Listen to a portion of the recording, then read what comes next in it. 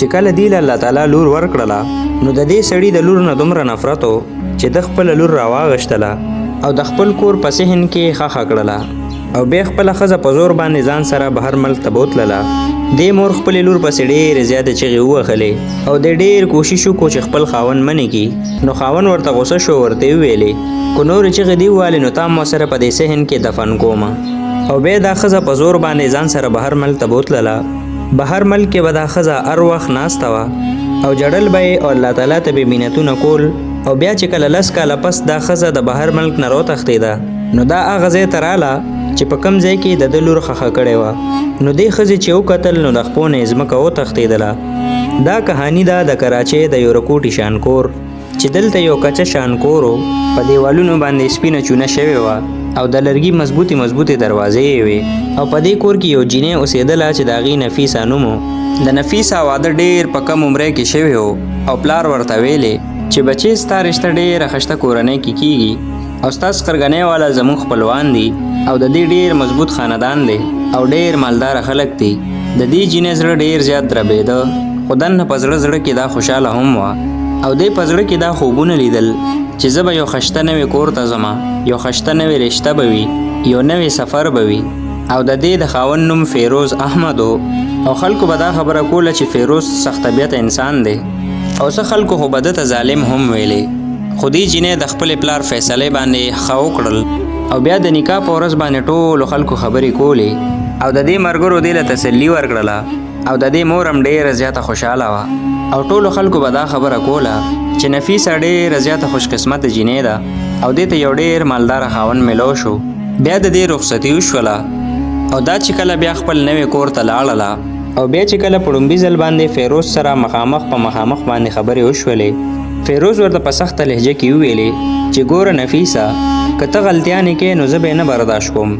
او که ته ځان نه یو شریفه جینۍ جوړه کړې او د یو شریفې جینۍ شان ما سره اوسېږې نو زه به تا ډېره خوشحاله ساتم.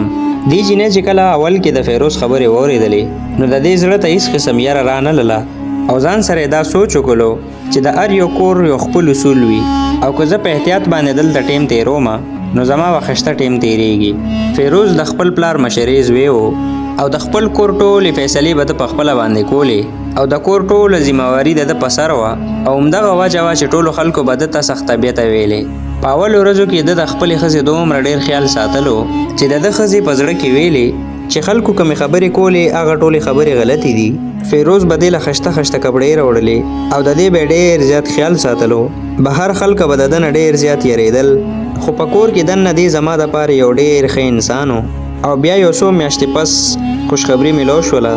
او د ده دا ښځه د اولاد بیماره شوله او بیا به نفیسه ناسته وه او ځان سره به یې سوچونه کول او ډېر زیاته به خوشحاله وه او ډېر زیات خوبونه به یې لیدل. او چې کله بیا نفیسه خپل خاوند فیروز ته دا خبره وکړله چې زه د اولاد بیماره یم نو بس خاوند ورته صرف دا یو خبره وکړله چې الله دې وکړي چې موږ له خدای پاک زوی راکړي او که چېرته لور وي هم ټیک ته خو چې هغه ښایسته وي او تک سپینه وي بس چې هغه بدرنګه نه وي یعنې خلک به موږ پورې بیا خاندي. نفیسه چې د ده خبرې واورېدلې نو ډېره زیاته حیرانه شوله او ځان سره یې سوچ کولو چې دی به خپله لور هم هله قبلوي چې هغه ښایسته وي او په دې کې هم ده د ښایست شرط ایښی دی. خواښې ورته وویلې چې مور به یې ښایسته وي، پلار به یې ښایسته وي، نو بیا پکار دا ده چې اولاد هم ښایسته وي. بیا په دغه شپه باندې نفیسه له خوب نه ورتلو او دې ډېر زیات سوچونه کول او ځان سره دا ویلې که چېرته زما لور ښایسته نه وي نو بیا او که چېرته د هغې شکل زما د خاندان والو خوښ نه شو نو بیا به څه کېږي، ولې بیا به د هغې ټوله زندګي په پیغورونو کې تېرېږي. بل طرف ته د دې د کور ماحول هم همداسې و. د دې خواښې او د کور نور ټولو خلکو به د خلکو شکلونو پورې خاندل، که څوک به موټاو نو دی به ورپورې خاندل او که څوک به تورو نو هم به ورپورې دی خاندل.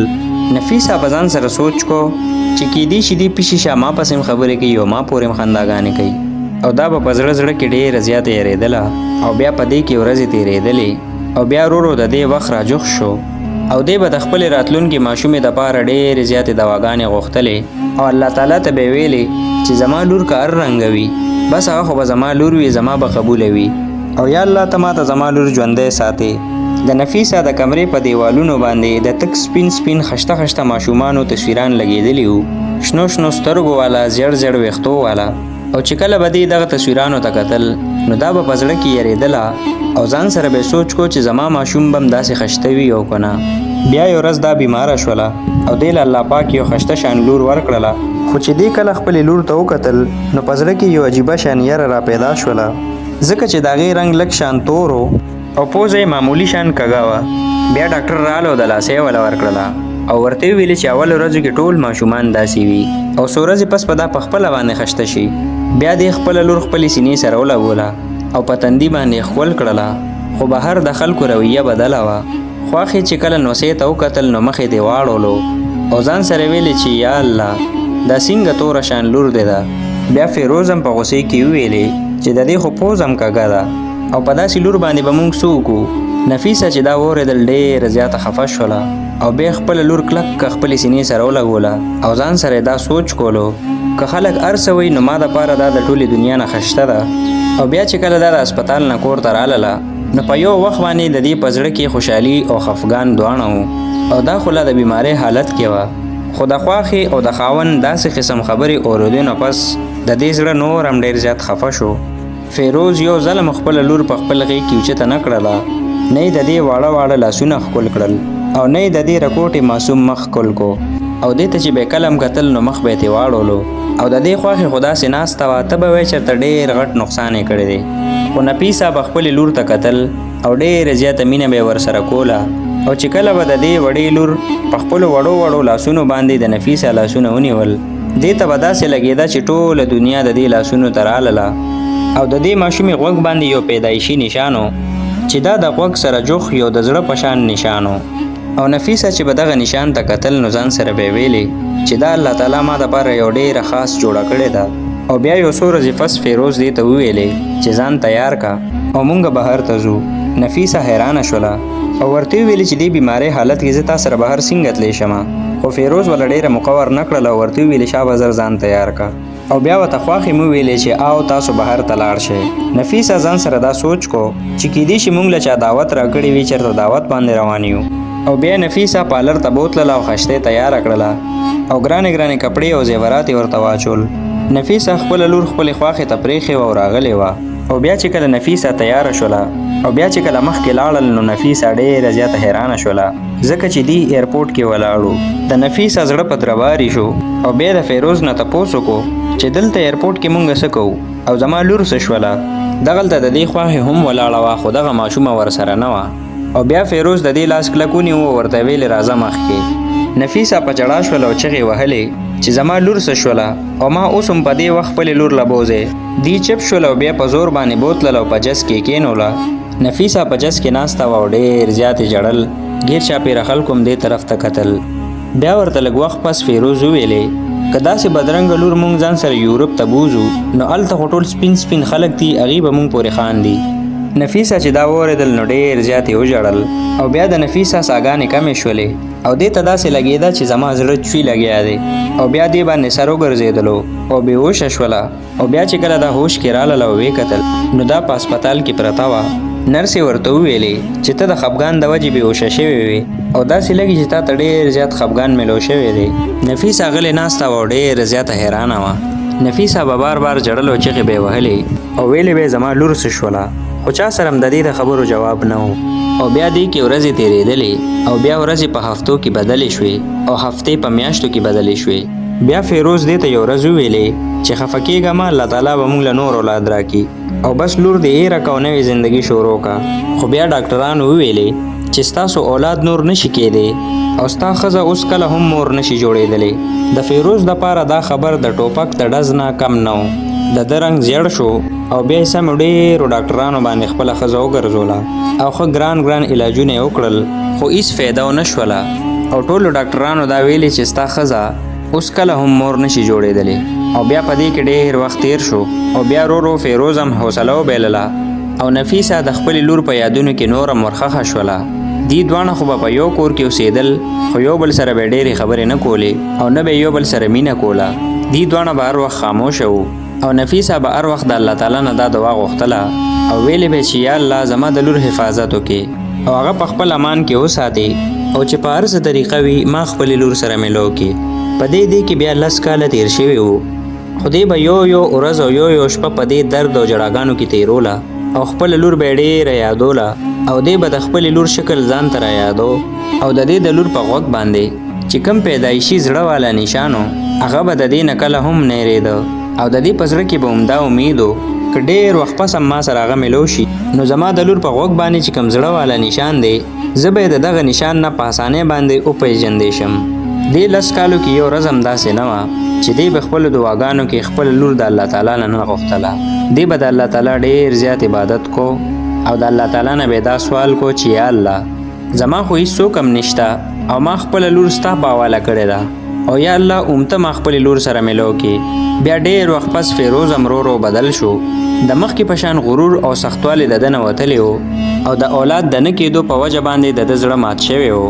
هر وخت به دې چپ ناست او ډېر زیات خفه به و او د ده په سترګو کې به ډېره زیاته مایوسي وه او دی ډېر زیات خپېمانه و. یو ورځ دی د نفیسه طرف ته رالو خو د ده اواز د مخکې په شان سخت نه و او بیا ډېر په نرم انداز باندې وویلې چې نفیسه ما ته معافي وکړه.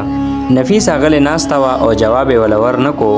بس غلې ناسته وه او خاوند طرف ته یې وکتل. فیروز ته تپوس وکړو چې ته ماته ووایه ته څه غواړې زمانه چې زه تاله درکمه او زه به ستا هر قسم خواهش پوره کمه. نفیسه ورته زر وویلې چې زما دا خواهش دی چې ما پاکستان ته ولېږه. فیروز ډېر زیات حیرانه شو ورته ویلې چې دومره ډېر وخت پس ته پاکستان ته ځې نو هلته به ته یوازې څه کې. نفیسه سر ښکته کو او سلو غوندې ورته وویلې زه خپل مور پلار سره ملاوېدل غواړم. خو فیروز ته دا پته نه وه چې نفیسه د خپلې لور تلاش کولو دپاره واپس ځي. بیا فیروز رضا شو او په زړه کې رحم را پیدا شو او بیا ورله اجازت ورکو. بیا چې کله نفیسه په پاکستان کې د جز نه راکوز شوله نو زړه یې ډېر زیات په دربېدو شو او په سترګو کې ډېرې زیاتې اوښکې وې او شونډې یې رپېدلې او ځان سره ویلې چې یا الله اوس هم ته زما سهاره یې. او پاکستان ته چې کله راورسېده نو ټولو نه مخکې نه دا کار وکړو چې موبایل یې راواغېشت او فیروز ته یې رنګ وکړو او ورته یې وویلې چې زه به اوس کله واپس یورپ ته را نه شم او بس ما باندې اوس دا یو اخري احسان وکړه. ما ته دا ووایه چې زما لور سره دې څه کړي وو. فیروز څه وخت دپاره غلی و او بیا ورته په ډېر خفګان کې وویلې چې ما خپله لور خپل دوست جنید له ورکړې وه او د هغه په ذمه مې دا کار پرېښی و او ورته مې ویلي وو چې زما دا لور به یتیمخانې کې ورکې او زما ملګري جنید ما سره دا وعده کړې وه چې زه به دا یتیمخانې کې ورکمه. نفیسه چې دا واورېدل نو د خپو نه یې ځمکه وتښتېدله او ځان سره ویلې چې یتیمخانه د دې مطلب دا شو چې زما لور کله هم چا په غېږه کې نه ده اوچته کړې او نه د هغې مور وه چې خپلې سینې سره یې لګولې وه او هغه به د پردو ماشومانو په منځ کې رالویه شوې وي. نفیسه ډېر زیات وژړل. فیروز ورته مینتونه کول چې نفیسه واپس راشه او ټول هر څه هېر کا. بیا ورته نفیسه موبایل بند کو او همیشه دپاره یې ورسره رشته ختمه کړله او بیا نفیسه راووتله او جنید پسې ګرځېدله او بیا چې کله د جنید کور ته ورورسېدله نو یو ښځې ورته د کور دروازه کلو کړله. نفیسه ترې تپوس وکړو چې جنید شته کور کې. دغه ښځې ورته وویلې چې نه 100 کاله مخکې جنید په حادثه کې وفات شوی دی. نفیسه ډېره زیاته حیرانه شوله او بیا ترې تاریخ تپوس وکړو چې په سویم تاریخ باندې هغه وفات شوی دی. دغه ښځې ورته چې کم تاریخ یاد کو نو دا هماغه تاریخ و چې په کم تاریخ باندې دی پاکستان پرېښی و او یورپ ته تللی و. نفیسه ځان سره دا سوچ کو چې جنید د خپلې ذمهوارۍ پوره کولو نه مخکې مړ شوی دی نو بیا زما لور چېرته ده او بیا دې باندې سر وګرځېدلو او سترګې پې تورې شولې او د دې اخري امید هم په ختمېدو شو او بیا واپس د خپل زوړ کور طرف ته را روانه شوله چې د دې د کور دیوالونه ډېر زیات زاړه شوي وو، دروازې ماتې شوې وې او بیا چې کله د دې نظر د ګاونډۍ په کور باندې پرېوتو نو دا ډېر زیاته حیرانه شوله. د دې د خپو نه ځمکه وتښتېدله چې مخامخ یو ماشومه ناسته وه لوبې کولې او د هغې عمر تقریبا 10 کاله و او د هغې په غوږ باندې هماغه زړه والا نشان و او د دې د خولې نه چغه ووتله او وی ویلې چې همدغه ده زما لور او بیا زر رامنډه کړلې او دې له کلک غاړه ورکړله او مسلسل د دې د سترګو نه اوښکې را روانې وې او ویلې زما لورې زما ټولې دنیا. بیا دغه ماشوم په یاره یاره باندې ویلې امي. نفیسه چې د دې د خولې نه امي لفظ واورېده نو د دې په وجود کې ساه را پیدا شوله خو په دې کې د شانه د یو ښځې اواز رالو او ورته یې ویلې چې پرېږده زما لور څوک یې ته. بیا چې کله نفیسه راتو شوله ورته یې وکتل نو مخامخ د دې ګاونډۍ ولاړه وه چې د هغې نظمه نوم او دا هماغه نظمه وه چې دې ته به ټولو خلکو ویلې چې دا کله مور نشي جوړېدلی او نن د دې لور همدغه ښځې سره وه نفیسه غلې ولاړه وه او د دې په غاړه کې د دې هغه لور وه کومې چې 10 کاله د دې نه بیل ژوند تیر کړی و چې د کومې دپاره نفیسه 10 کاله مسلسل دواګانې غوښتې وې چې 10 کاله دې په خپلې هرې ساه کې هر مونځ کې او هرې دوا کې خپله لور غوښتې وه او مخامخ نظمه ولاړه وه چې دا د دې زړه ګاونډی وه چې د هغې په سترګو کې غوسه او حیرانتیا دواړه وو بیا ورته دغه ګاونډی وویلې نفیسه دا څه بدتمیزي ده او زما لور نه دې ولې غاړه تو کړې ده نفیسه باندې ډچ لګېدلې و ورته وویلې نظمه دا ستا لور نه ده دا زما لور ده او راشه د دې غوږ سره د دې زړه والا نشان ته وګوره او همدا زما امانت دی چې 10 کاله مخکې دا زما نه په زور باندې بېله کړې وه نظمه غوسه شوله او ماشوم یې ترې راکاږله او ورته وویلې نفیسه د خدای پاک نه ویرېږه دا ماشومه خو د الله تعالی طرفه یو تحفه ده چې ما ته ډېر کلونه پس الله تعالی راکړې ده او ته نن څنګه په دې باندې دعوه کې نفیسه د سترګو نوښ کې روانې وې ورته وویلې نظمه ما ته د هر څه پته ده جنید چې کوم د فیروز ملګری و هغه له دا ذمهواري میلو شوې وه چې دا ماشومه به یتیمخانې ته بوځي خو د هغه اکسیډنټ وشو هغه مړ شو او کیدای شي چې د هغې نه پس دا ماشومه ستا لاسونو ته راغلې وي ریشه ووایه نظمه ریشه خبره وکړه او د نفیسه زړه داسې دربېده ته به وې د دې دا زړه د سینې نه بهر ته راوتو کوشش کوي نظمه لږ وخت لپاره غلې ولاړه وه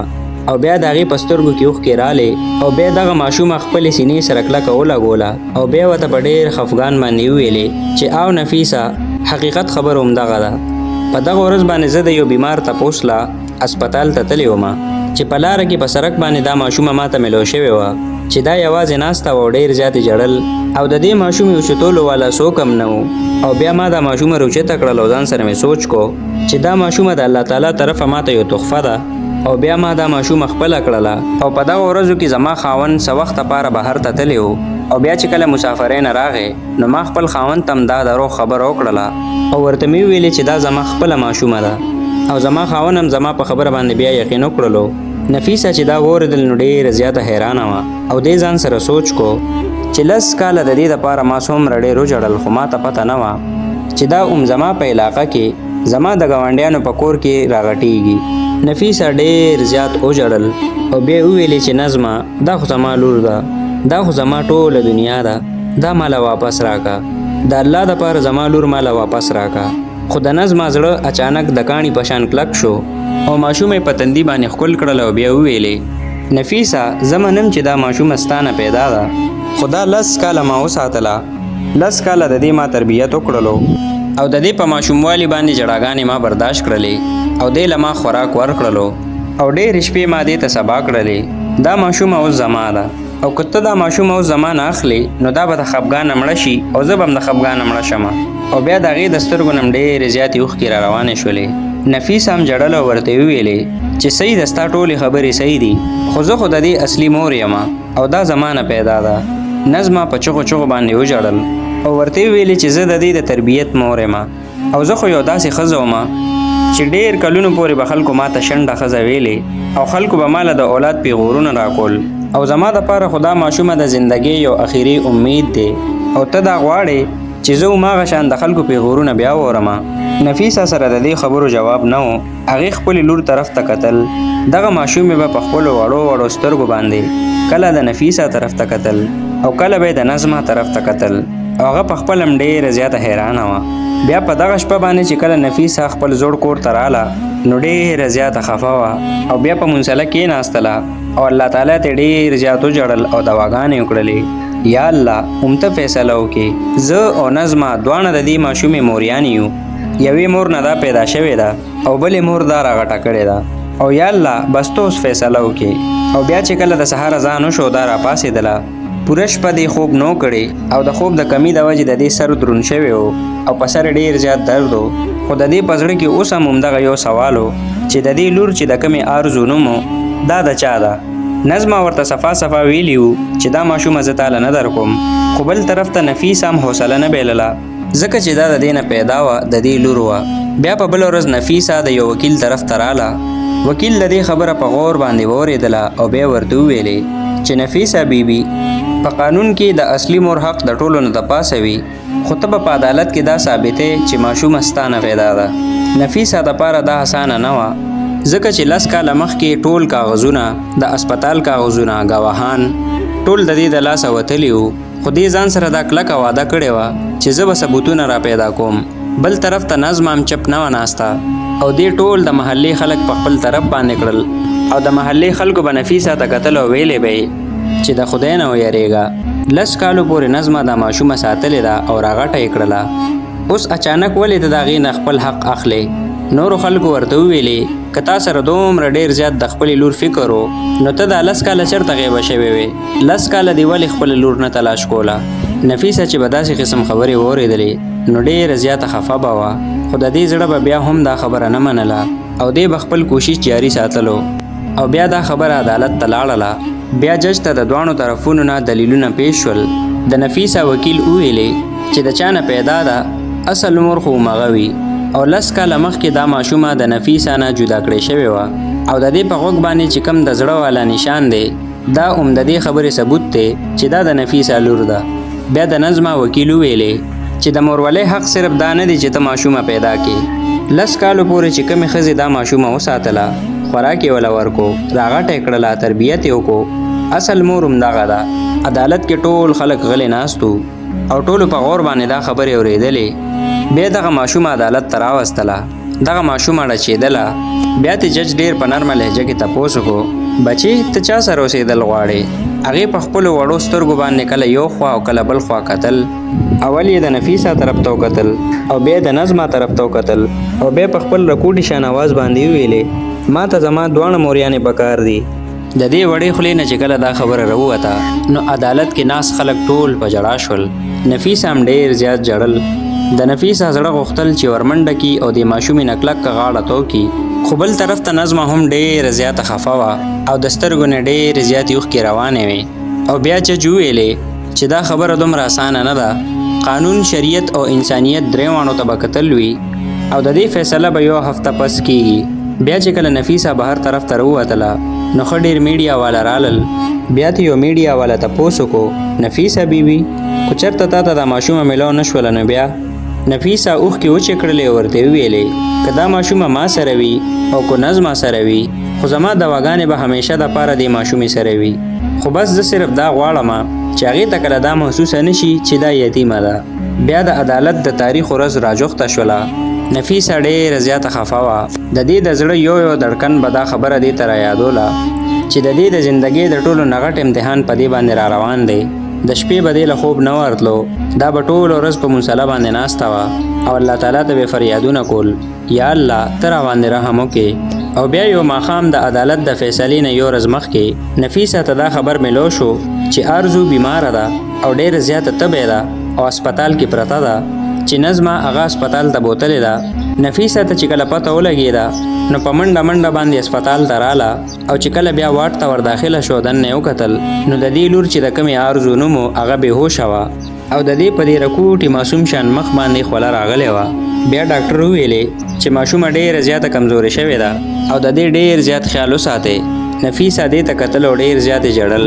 او بیا د دې طرف ته راله او جوخته ورسره کېناسته او د هغې رکوټې شان لاس یې راواغېشت او په خپلو لاسونو کې ونیولو او د دې په غوږ باندې چې کوم زړه والا نشان و هغې ته یې ډېر کتل او بیا د دې غوږ ته ورجوخته شوله او ویلې آرزو زما لور وګوره که نه ستا امي راغلې ده تا سره ناسته ده. او دې چې څنګه دا وویلې نو داسې لګېده ته به وایې چېرته یو کرشمه وشوله. اچانک دغه ماشومې د خپلې مور اواز وپېژندو او ورو ورو یې سترګې ورپولې او سترګې یې کولو کړلې او بیا په خپلو وړو شونډو باندې وویلې امي. نفیسه چې دا آواز واورېده ډېره زیاته په ژړا شوه او د دې د خولې نه چې کله امي واورېدل نو د 10 کالو هغه ټول ستړیوالی په 1 منټ کې ختم شو. نظمه همدغلته ولاړه وه او د سترګو نه ډېرې زیاتې اوښکې را روانې وې او نظمه دې ټول ورڅه ته کتل چې لور د خپلې مور په یو اواز باندې راپاڅېدله او د خپلې مور په غېږه کې څومره ډېر سکون محسوسوي. بیا نظمه نفیسه ته وویلې چې کیدای شي دا د الله تعالی د طرفه یو اشاره وي او د ماشومې روح خپل اصلي مور وپېژندله. نظمه چې نفیسه ته وکتل نو نفیسه باندې ډېر زیات رچ لګېدلی و خو نظمه ځان سره دا سوچ کو چې زه به دا څنګه پرېږدمه. 10 کاله ما دا ځان سره وساتله ځکه چې دا خو زما د زندګۍ خوشحالي ده. نفیسه بیا د نظمه لاس ونیولو او ورته وویلې چې تم د دې مور یې، که زما نه دا پیدا ده نو تا د دې پرورش کړی دی او بس د قسمت خبرې دي. الله تعالی زمون تقدیر همداسې لیکلی دی. بیا دا دواړه په ژړا شولې. ماشومه دغلته پرته وه او دې دواړو دغه ماشومې ته کتل او ژړلې. بیا چې کله سبا شو نو د عدالت چې کوم غټ حال دی ټول د خلکو نه ډکو او ټول خلک حیران او دا سوچ کو چې نن به د چا په حق کې فیصله کیږي، چې د چا نه پیدا د هغې په حق کې او یا چې چا غټه کړې ده د هغې په حق کې. د نفیس زړه ډېر زیات دربېده او ځان سره دا سوچ کو که چېرته فیصله زما خلاف وشي نو بیا به زه د دې خپلې لور نه همیشه دپاره بېله اوسېږم. بیا جج صاحب مقدمه شروع کړله. بیا دواړه وکیلانو خپل دلیلونه پیش کړل. د نفیسه وکیل به بار بار دا خبره کوله چې د چا د وجود نه پیدا ده د ټولو نه زیات حق پې هم د هغې کېږي او ماشومه خو د نفیسه بیبي د غېږه پیدا ده. د نظمه وکیل وویلې چې صرف ماشوم پیدا کولو باندې که څوک مور جوړېدی شول نو بیا به د دغه 10 کاله پرورش څه کېږي کوم چې نظمه په ډېرې خوارۍ باندې کړی دی او په اصل کې خو نظمه د مورولۍ حق ادا کړی دی. عدالت کې هر طرف ته خاموشي شوله. بیا جج دغه ماشومه راوغوښتله. بیا دغه وړه معصومه ماشومه عدالت ته مخکې راغله او دا په دې ټولو خبرو نه پوهېدله. بیا ته جج ډېر په نرم اواز باندې تپوس وکړو بچې ته چا سره اوسېدل غواړې؟ بیا ارزو اول یوې مور ته وکتل او بیا بلې مور ته وکتل او بیا دواړه لاسونه د دواړو طرف ته خواره کړل او ویلې ما ته دواړه امیګانې پکار دي. د دې ماشوم اواز د عدالت د دیوالونه وړاقول. په عدالت کې د ټولو خلکو په سترګو کې اوښکې رالې. بیا جج یو غټه ساه واغشتله او فیصله یې وروله او ویلې چې قانون دا وایي چې دا ماشومه د نفیسه ده خو انسانیت دا وایي چې نظمه بیبي د دې ماشومې 10 کاله تربیت کړی دی او ډېره زیاته خواري ورسره کړې ده او د مورولۍ حق یې ادا کړی دی او په دې وجه عدالت دا حکم ورکوي چې دا ماشومه به دواړو سره اوسیږي او قانوني طور باندې به دا د نفیسه لور منل کیږي خو نظمه بیبي ته به هم د مورولۍ درجه ورکړی کیږي او دا ماشومه به د دې دواړو په کورونو کې یو شان ټیم تیروي. نفیسه چې دا واورېدل نو زړه ته یې راحت رالو او نظم هم سر ښکته کو کیدی شي الله تعالی ته هم دا منظوره وه. بیا دغه ماشومې منډه کړلې او خپلو دواړو موریانو له غاړه ورکړله او د هغې د ژبې نه صرف دا یو خبره راووتله چې دواړه امیګانې زما دي. نفیسه ورته وویلې چې او بچې او اوس په ته کلم یتیمه نه اوسېږي او الله تعالی تاله 2 موریانې درکړلې. په دغه ورځ د عدالت نه بهر ډېر زیات خلک راجمع شوي وو او ټولو خلکو دا ویلې چې نن دا ثابته شوله چې مورولي د وینې نه بلکې د محبت او مینې نه ثابتېږي. او بیا نفیس آسمان طرف ته وکتل او د الله تعالی شکر یې ادا کړو او ویلې چې یا الله شکر دی چې تا زما لور له د یو په ځای 2 سوري ورکړل.